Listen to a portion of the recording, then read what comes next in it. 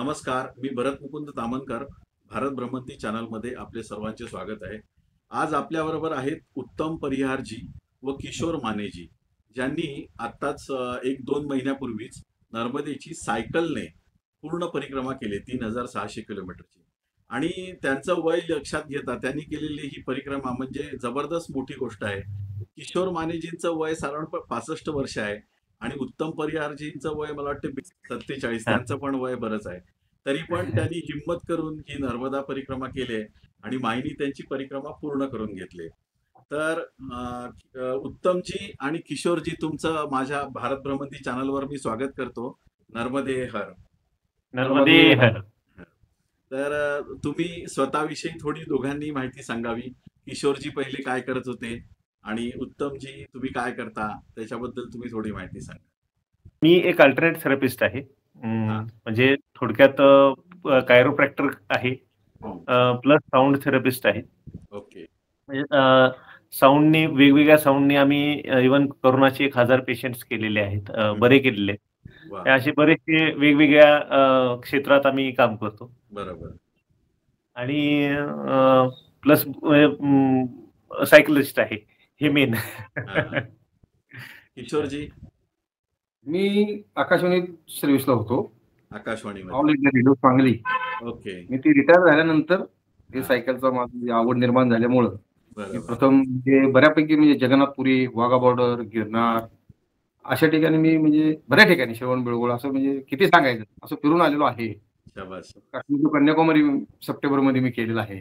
हो. हा. अरे वा. आता ही मला दांडगा अनुभव आहे सायकलिंगचा. हा अनुभव आवड पण आहे. हा, त्यामुळे आवड. मी करतो. पहिले आकाशवाणीत होते, आता रिटायर झाल्यापासून तुम्ही सायकलिंग मध्ये फुल टाइम. हो मग.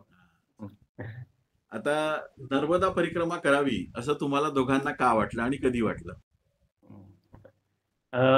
माझे आईनी गाडीतून नर्मदा परिक्रमा केलेली होती.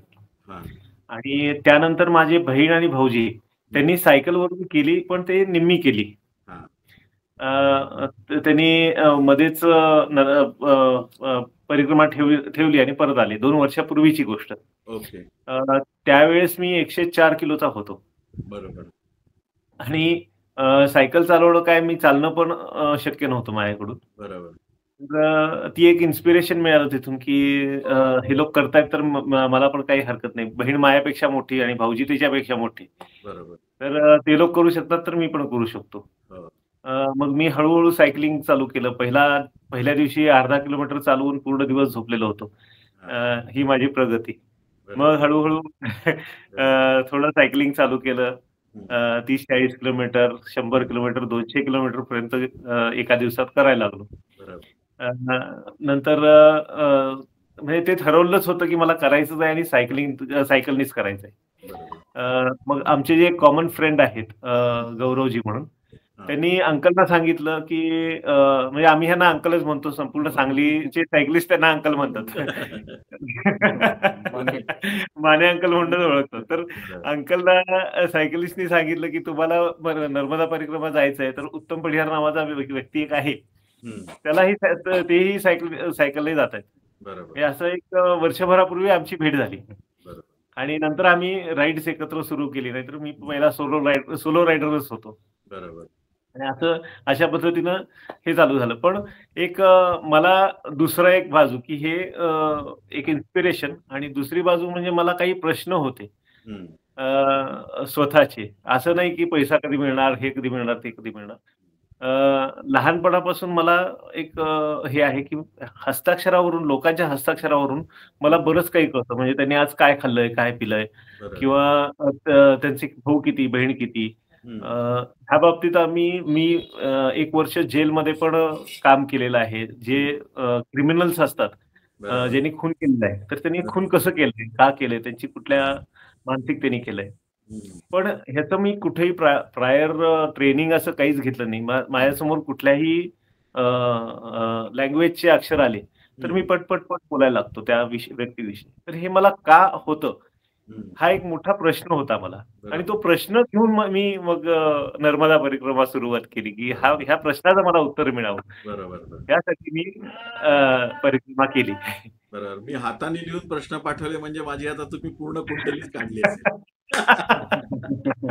ती निघतेच. मला हे माहिती असतं मी टाईप करून पाठवलं असतं. किशोर सरांना कसं वाटलं की आपण परिक्रमेला जावं? सायकलिंग करणं वेगळा भाग आहे आणि परिक्रमा वेगळा भाग आहे. तर तुम्हाला कसं वाटलं? कशामुळे?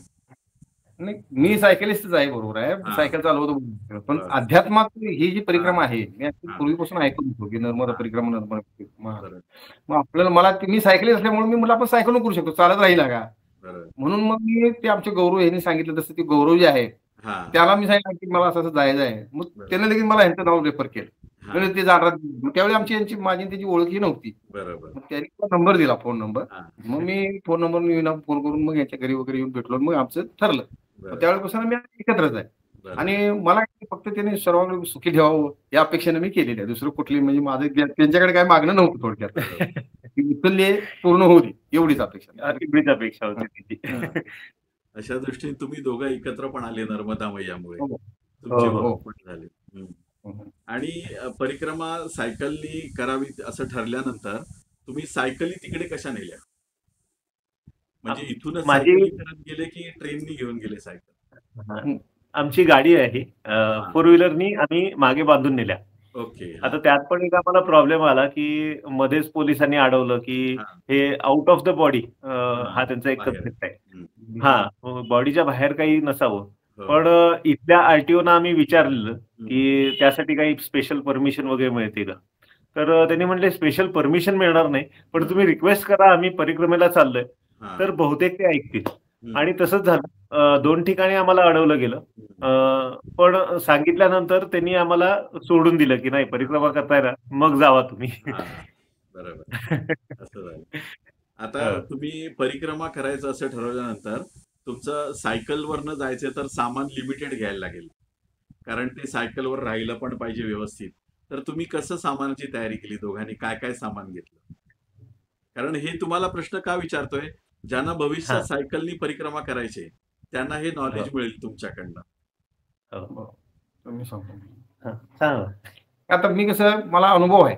मी वाघा बॉर्डर किंवा काश्मीर असं मी सायकलवरून केलेला मनुष्य असल्यामुळं सायकलवर काय लागतं, अत्यावश्यक काय आहे त्याची माझ्याकडे लिस्ट आहे. हा, की जेणेकरून बाय म्हणजे कमीत कमी सामान घ्यायचं प्रथम. म्हणजे काय, सुरुवातीला म्हणजे अत्यावश्यक जे काय तुमचं औषध आहे ते पहिले, शुगर जे काय असेल ते नसेल मग एक अंतरायला आणि एक पांघरायला. आणि जर स्लिपिंग बॅग असेल तर मग काय दोन्हीपैकी ती एक तर चालतं. आणि कपडे फार कमी घ्यायचे म्हणजे.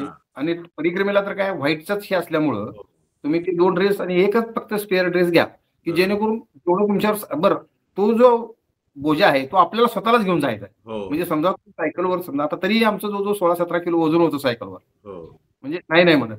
मग खाऊ कसं आहे, परिक्रमा असल्यामुळे तरी पण आम्हाला 2 दिवस लागणार होते म्हणा, किंवा आपल्याला घरचा असावं म्हणून पण ते खाऊ घेतला जातो. तो पुन्हा संपतो परत, पण तोपर्यंत तो लोड तुम्हाला घ्यावा लागतो. तर शक्यतो कमीत कमी सामान म्हणजे घ्यावं. अत्यावश्यक गरजा म्हणजे केवढं बाबा, थोडासा खाऊ, कपडे, स्लिपिंग बॅग, बाकी जास्त अत्यावश्यक गोळ्या, बाकी काही म्हणजे होऊ नये.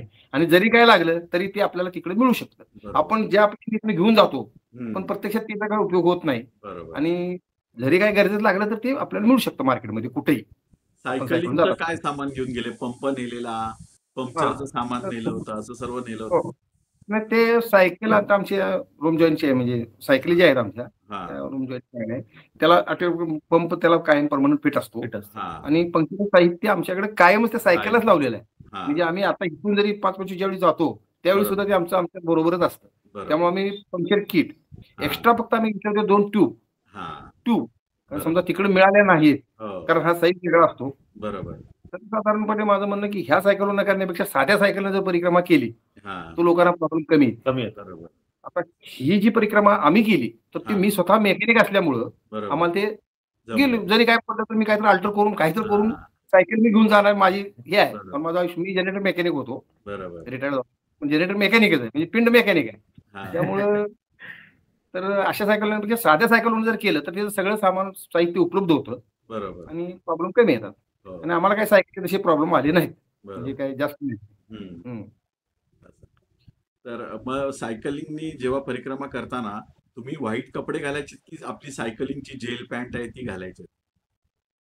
आतमध्ये आम्ही जेल पॅन्टच घालायचो. हा. कारण हे अतिशय उपयुक्त आहे की हा. जेल पॅन्ट शिवाय रॅशेस होतात. हा. 4 दिवसानंतर 5व्या दिवशी सायकलवर बसणं इम्पॉसिबल होतं. हो. त्यामुळं आतमध्ये जेल पॅन्टच घालायचो आम्ही. वरती आपले व्हाईट ट्रॅक पॅन्ट आणि आम्ही टी शर्ट असं हे ठेवलेला होता. ओके.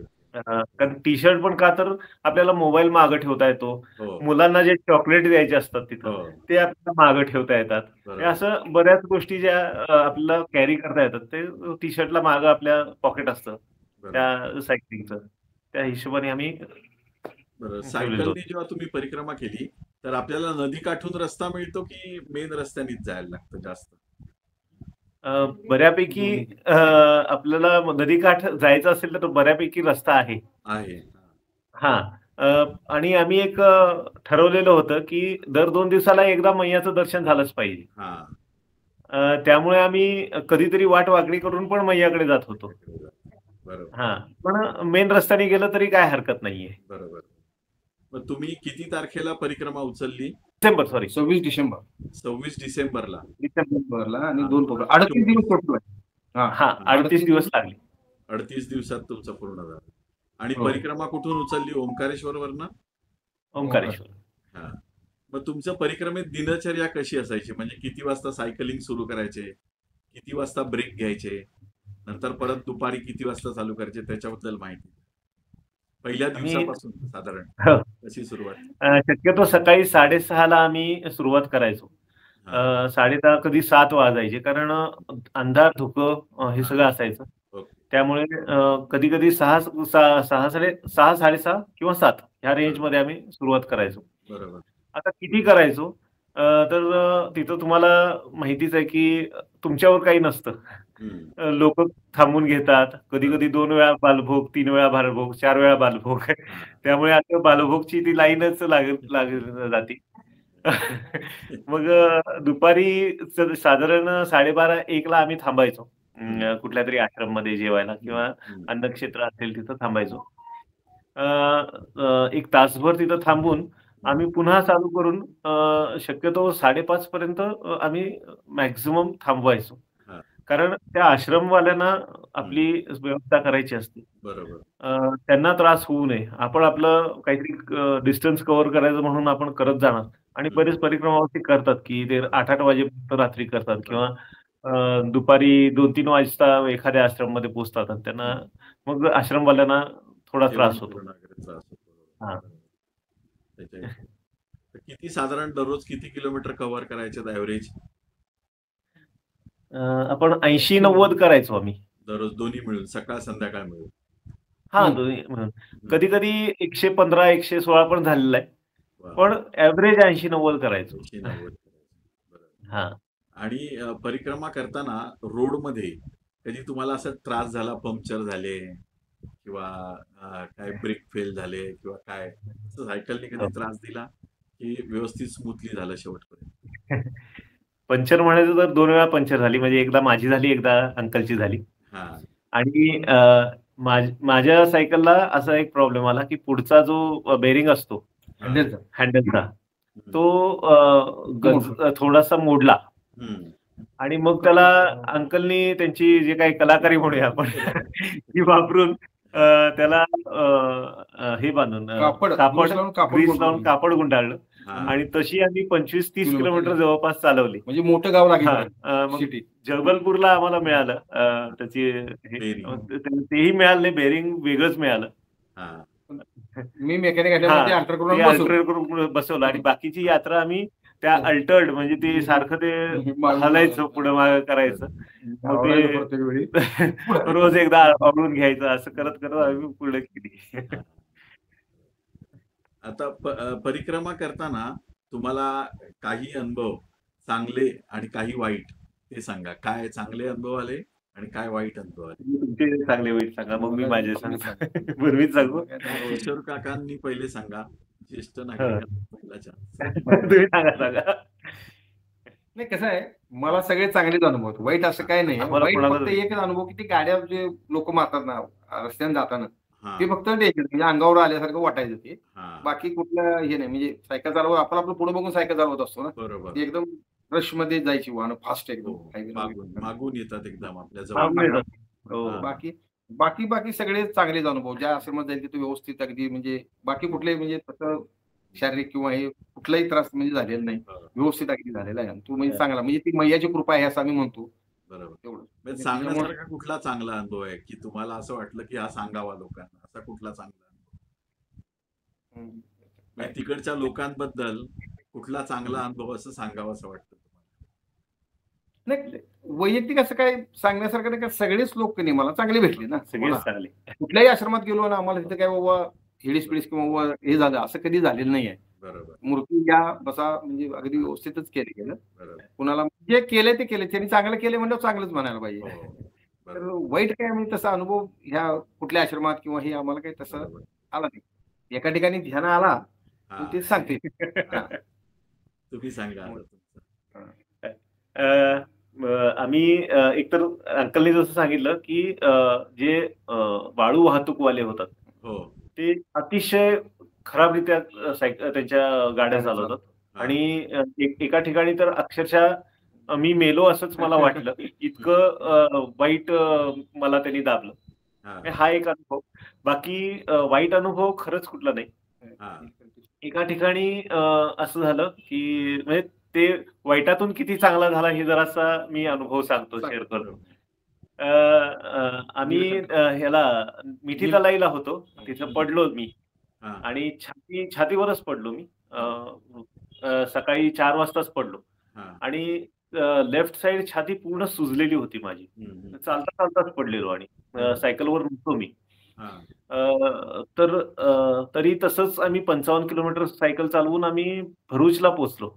भरूच. हा. आणि असं झालं की भरूचमध्ये लवजीभाई म्हणून एक व्यक्ती आम्हाला गाठ पडली. हम्म. तर त्याच्याही आधी आम्हाला एक व्यक्तीने सांगितलेलं की तुम्ही तिथं नीलकंठ आश्रम म्हणून आहे तिथं थांबा तुमची फार चांगली सोय होईल असं तसं. मग आम्ही त्या आश्रमात गेलो आणि आम्ही फक्त एवढंच विचारलं की साहेब सायकली आमच्या आत ठेवण्याची सोय होईल का? एवढंच विचारलं. तर त्यांनी अगदीच म्हणजे आम्हाला हिडीस-पिडीस केलं की तुम्ही सायकल आत ठेवा आणि तुम्ही बाहेर झोपा तुम्हाला काय अक्कल आहे की नाही? म्हणजे एवढं अगदी अगदीच वाईट अनुभव आला. म्हणजे आम्हाला जे सांगितलं गेलेलं त्याच्या बरोबर विरुद्ध अनुभव आला.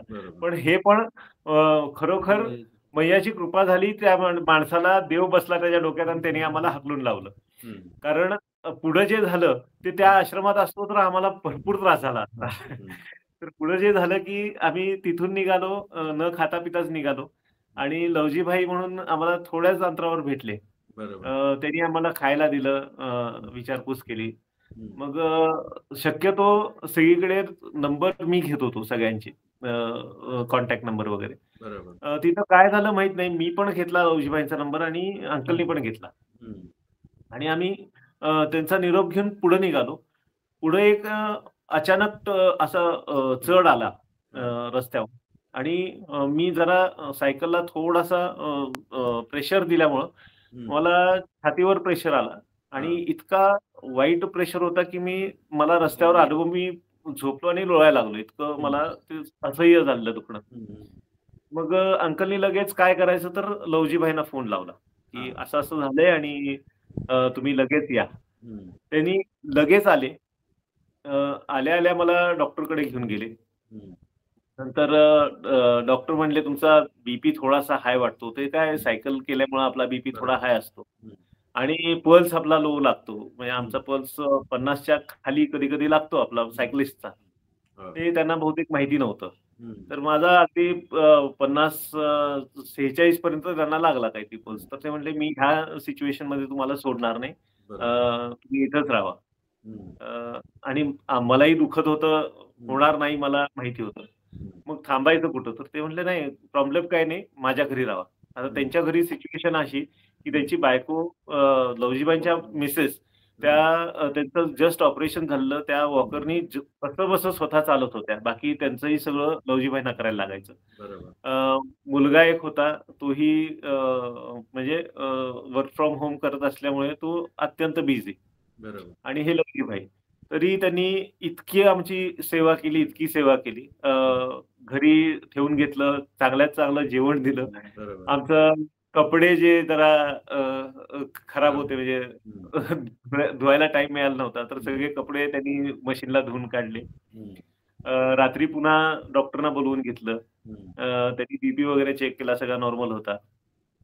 पल्सचं त्यांनी सांगितलं, तर म्हणलं तुम्ही सायकलिस्टचा कुठलाही पल्स बघा, तो रेस्टिंग जो हार्ट रेट आहे तो तुम्हाला इतकाच लागेल, 50-60 ह्याच्या आसपासच लागेल. तर ते म्हणले ठीक आहे, एवढा तुम्हाला कॉन्फिडन्स आहे तर तुम्ही सकाळी निघू शकताय.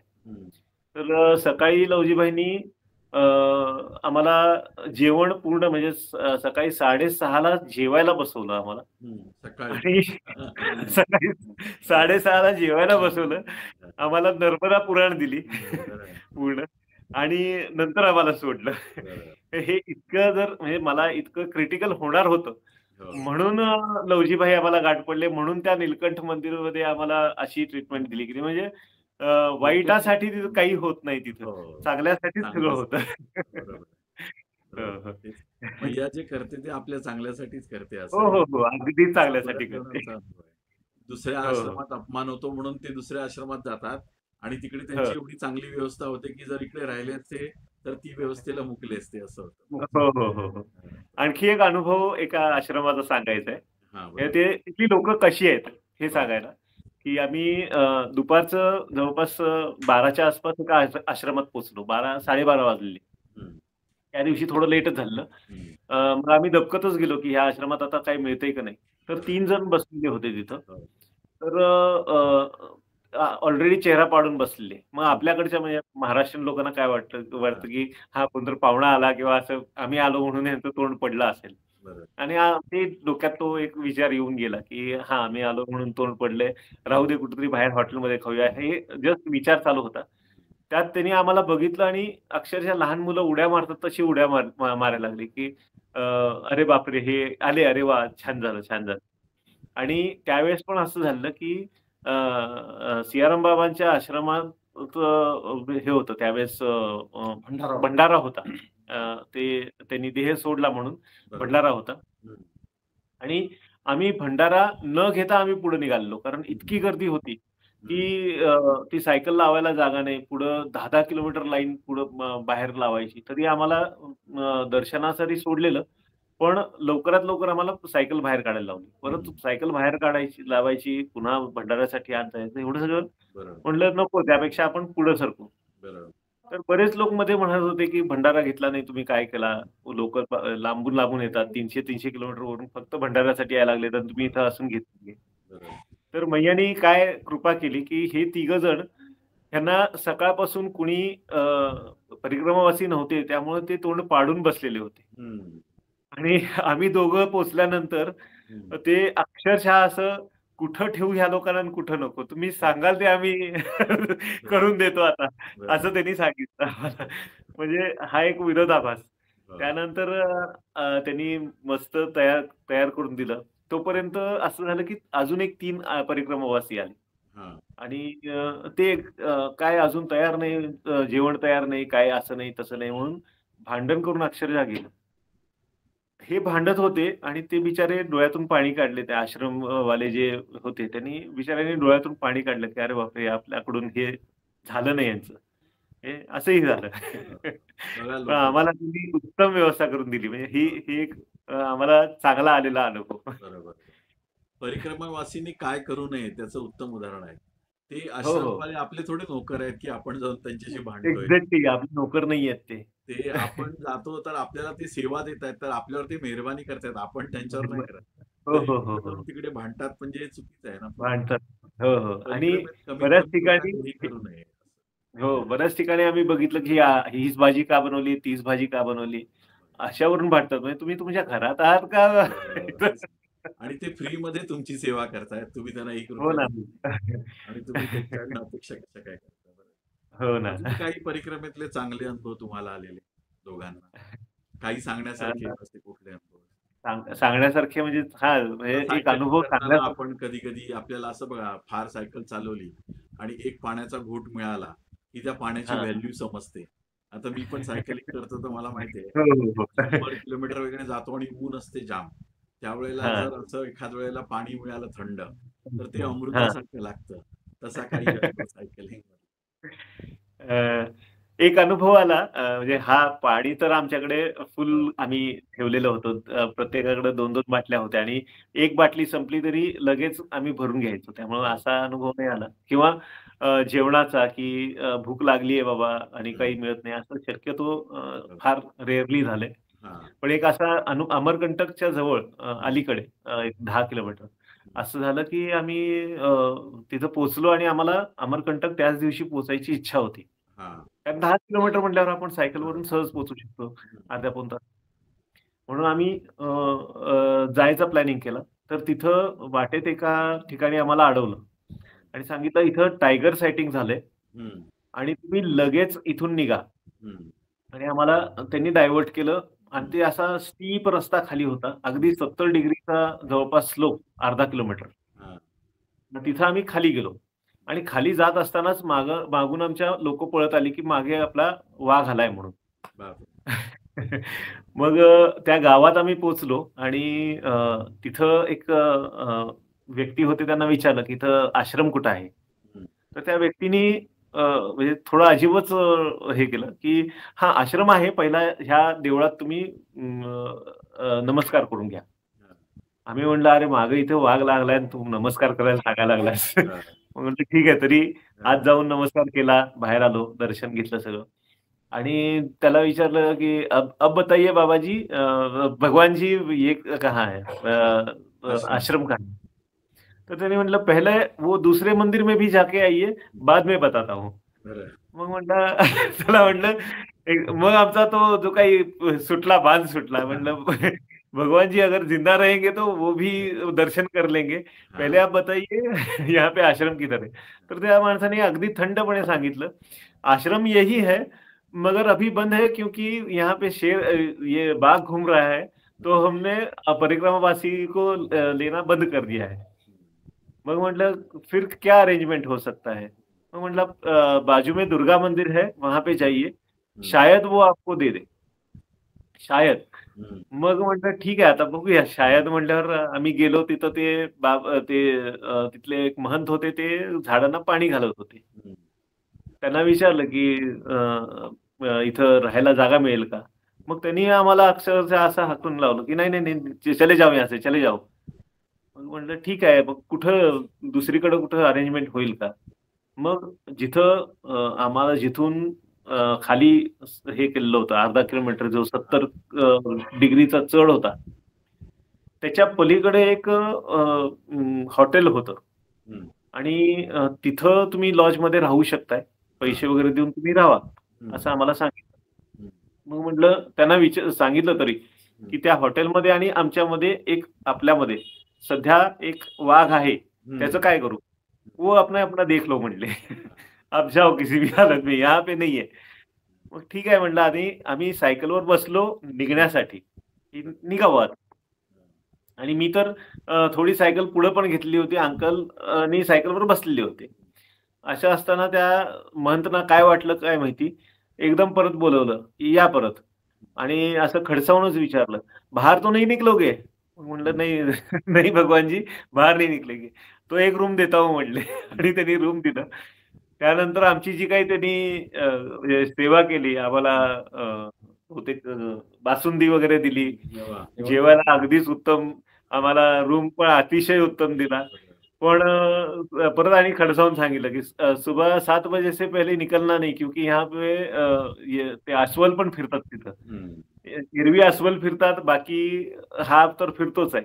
बरोबर. आणि त्या त्या रात्री म्हणजे सकाळी आम्ही उठल्यानंतर विचारलं, तर त्या रात्री आम्हाला जी रूम दिलेली होती, बरोबर. तिथून मागूनच तो वाघ उडी मारून गेला. आमच्या भिंतीच्या मागूनच उडी मारून गेलेला. हा एक अनुभव. पण बरं. आम्ही अगदी सुखरूप आम्हाला काही आणि त्यावेळेस अजून एक छान अनुभव म्हणजे हं. आमचे फक्त अंकलचा BSNLचा नंबर लागत होता. बाकी माझा एअरटेल आणि जिओ बंद होता. त्यांचाही जिओ बंद होता. त्यामुळे घरी फक्त मी फोन करून ठेवलेला होता, की असं-असं आहे. आणि आमचे जे मित्रमंडळी आहेत ते सारखे म्हणजे रोज त्यांच्याशी कॉन्टॅक्टमध्ये राहायचो मी, की हां. आज असं झालं. आणि मी रोजचं काय होईल ते लिहून काढायचो, हम्म. की आज असं असं झालं. तर बरोबर. त्या दिवशी पोचलं नाही लिहिलेलं आणि माझा फोनही लागेना. हम्म. आणि आम्ही बुलढाण्यात ज्यांच्याकडं माझी गाडी लावलेली होती, आमचे पोलीसमध्ये मित्र आहेत चांगले, गजानन कांबळे म्हणून. बरोबर. त्या साहेबांनी मला 2-3 वेळा फोन लावले, कारण त्यांना ते लक्षात आलं की इथं हे अमरकंटकच्या जवळ आहेत हा. आणि इथं टायगर सायटिंग आहे. हा.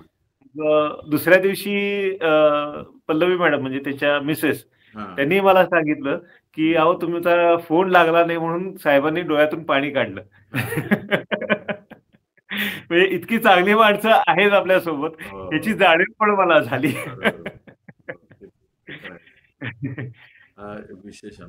पण तुम्हाला हं. सांगतो, तिकडे जरी टायगर वगैरे फिरले ना, तरी असं क्वचितच ऐकायला आलं की नर्मदा परिक्रमा वास्यावर त्यांनी कधी हल्ला केलाय.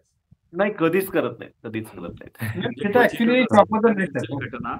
पण माझ्या ऐकिवात तरी अजून आली नाही की कोणत्या जंगली श्वापदानी परिक्रमावासीला त्रास दिला. ना काय नाही, काहीच नाही. हा. नाही ऍक्च्युली तिथे जंगली श्वापदर नाहीच आहेत हो. हा. तो वाघच चुकून आला होता. हो. हा. ते पकडून त्याला नेला परत. तो वाघ तिथं नसतो. परिक्रमेत तुम्हाला कुठलाही जंगली श्वापद नाही. हसवत नाहीये. तरी काय करत नाही.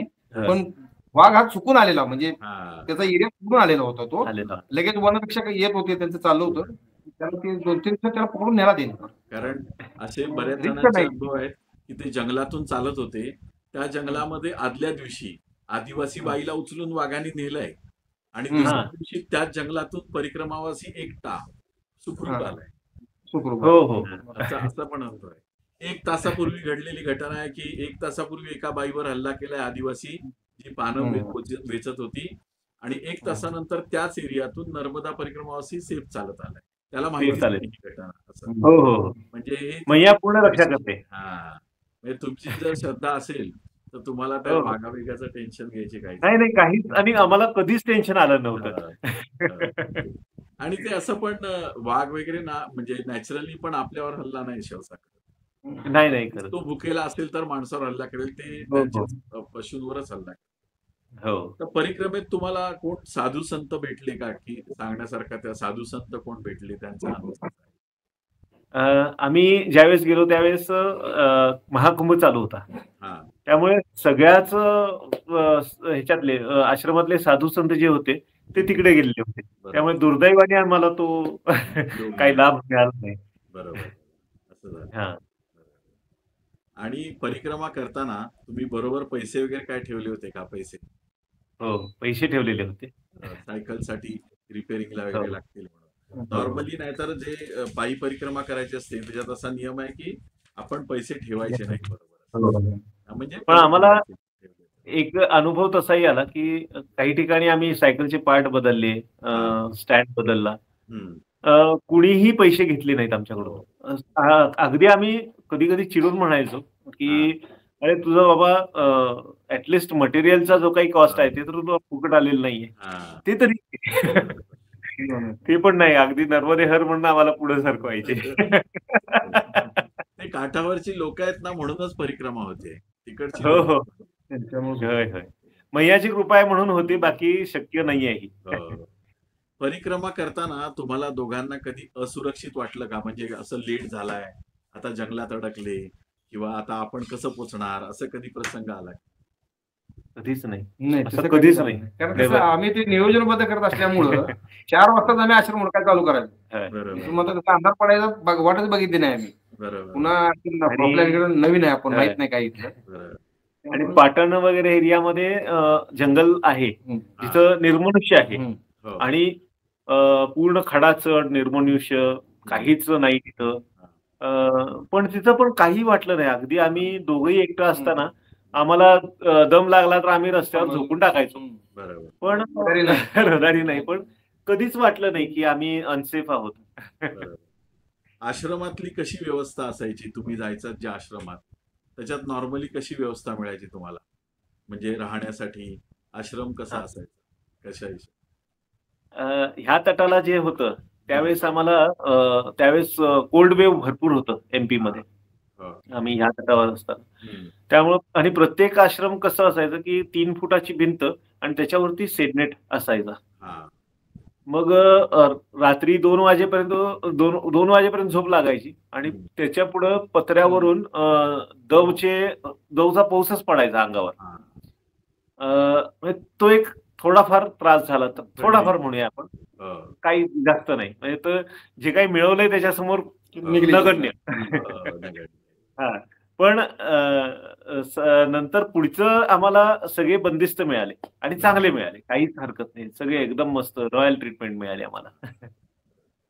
परिक्रमा करताना तुम्हाला असं कधी वाटलं का की अर्धवट सोडावी, आता बस झालं? बरेच लोक अर्धवट सोडून येतात, तसं कधी तुम्हाला वाटलं का? नाही, महिलेच्या कृतीमुळे आम्हाला असं कधीच वाटलं नाही की बाबा आपल्याला हे काय म्हणून करावं. म्हणजे ऍक्च्युली 5 उंगली गेम आहे, तर सगळं सरळ असतं, असं कधीही वाटलं नाही. बरोबर. आणि अगदी म्हणजे आम्ही आनंदात पूर्ण केलं. आनंदात पूर्ण म्हणजे केलं. कुठल्याही प्रकारचं म्हणजे आम्हाला कधी वाटलं, आमच्या मनात सुद्धा आलं नाही.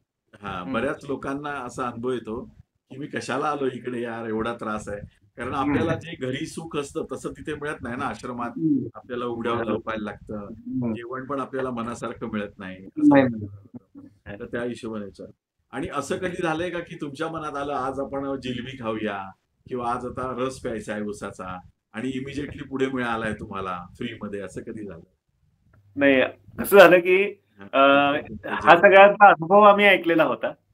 आणि एक कुठेतरी मनात होतं की आपण एवढं मोठं जे काही पॉवर एनर्जी म्हणूया, त्याच्याकडं जिलेबी सारखी गोष्ट मागायची किंवा पण आपण माणूस आहे ना, त्याचा अपमान केल्यासारखं आहे. नाही, आपल्याला इच्छा होती ना असं चालताना. पण हा एकदा नक्कीच झालेली होती. ते आम्हाला असं झालं की शेवटचे 3 दिवस राहिलेले होते, 3-4 दिवस राहिलेले होते. की मला दालबाटी आवडते ना, अंकलना अजिबात आवडत नाही. असं होतं. दालबाटी मला आवडते. दालबाटी जो प्रकार आहे, दालबाटी, ओके, मला अतिशय आवडतो आणि अंकलना अजिबात आवडत नाही. मग एक डोक्यात असं एक सहज येऊन गेलं की अरे, एकदा दालबाटी मिळून गेली असती तर काय हरकत नव्हतं. आणि नंतर एकदम डोक्यात आलं की नको नको, अंकलना आवडत नाही ना, आपण घरी पण जाऊन खाऊ शकतो. एवढंच झालं. मग आम्ही जे पेशंट करत जात होतो तिथं पूर्ण परिक्रमामध्ये, तर एका पेशंटचा फोन आला की तुम्हाला आमच्या इथून जावा, नाहीतरी नाभिस्थल आहे तिथं तुम्ही भेट द्या, आमच्या इथंच या, ट्रीटमेंट पण करा आणि नाभिस्थलचं दर्शन घ्या आणि पुढे जावा. आम्ही ठीक म्हटलं आणि गेलो तिथं. तर त्या पेशंटची हालत अशी होती की आम्ही ट्रीटमेंट करू शकत नव्हतो जास्त, कारण ऑलरेडी बरेचसे कॉम्प्लिकेशन होते. त्यामुळं ते ट्रीटमेंट पण झाली नाही. पण तेवढ्या लांब जाऊन त्यांनी आमच्यासाठी ती दालबाटी तयार करून आणली होती. तेवढं आम्हाला जवळपास एक 50 किलोमीटर आत जाऊन बाहेर यायला, तेवढं फक्त एक दालबाटी खाण्यासाठी आम्हाला जाऊन यावं लागलं. इच्छा पूर्ण होण्यासाठी. म्हणजे ते चुकून आलेले डोक्यात. बाकी पूर्ण परिक्रमेत आम्ही कधीच हे मिळू दे ते मिळू दे नाही, ताटात जे येईल ते खायचं. पण एकदा सहज असं खटकन येऊन गेलं की आता 2-3 दिवस राहिले, जरासं खाऊया की. तर तीही पूर्ण झाली. अनुभव आहे, जे मनात येतं ना तुमच्या, ते तिथे पूर्ण होतं. हो, तटावरती जादू आहे की तुम्ही जी इच्छा कराल ना ती तुमची पूर्ण होते. असं. आणि शक्यतो स्वतःसाठी करू नये, आपण दुसऱ्यांसाठी कराल तर जास्त चांगलं. आता तुम्हाला कुठला दैवी असा अनुभव आला का परिक्रमेत? म्हणजे असं कधी कधी होतं की आपल्याला असं वाटतं की अरे दैवी अनुभव आहे, हा माणूस होता की कोण दुसराच परिस्थिती, म्हणजे दुसरीच कोणती तरी व्यक्ती होती, असा काही अनुभव आला का तुम्हाला? एक आला आम्हाला. पाटीपासून आम्ही पुढं पूर्ण चढ होता, जवळपास 25-30 किलोमीटरचा चढ होता पाटी गावापासून. तर तसं आम्ही चढत चाललेलो आणि आजूबाजू मुलं नर्मदे हर करत बोलवत होती आणि ज्यांना ज्यांना आम्हाला चॉकलेट देता येईल, म्हणजे अगदी जवळ असतील त्या मुलांना आम्ही देत होतो. मग तसं करत जाताना एक असं ठिकाण आलं की रस्ता आहे, त्याच्यात तो खाली अशी थोडीशी खोल 10 फूट आहे आणि तिथून एक 10-20 फूट वरती असं डोंगर टाईप, चढ टाईप होता आणि तिथे एक छोटीशी मुलगी थांबलेली, 4-5 वर्ष वय असेल. तिला नर्मदे हर पण म्हणता आलं नाही, निमिदी ह असं म्हणलं तिला. आम्ही पण नर्मदे हर म्हणलं. मग ती म्हणली बाबाजी चॉकलेट असं ती बोलली. म्हटलं बेटा देणे की इच्छा आहे कहा दे, कारण तिला देणं शक्यच नव्हतं. ते खाली 10 फूट खोल आणि ती वरती 20 फूट, बरोबर. कसं चाललेलं. मग ती म्हणली वो नीचे डाल दीजिए. आणि 2-3 चॉकलेट घेतल्या आणि त्या दरीत टाकल्या.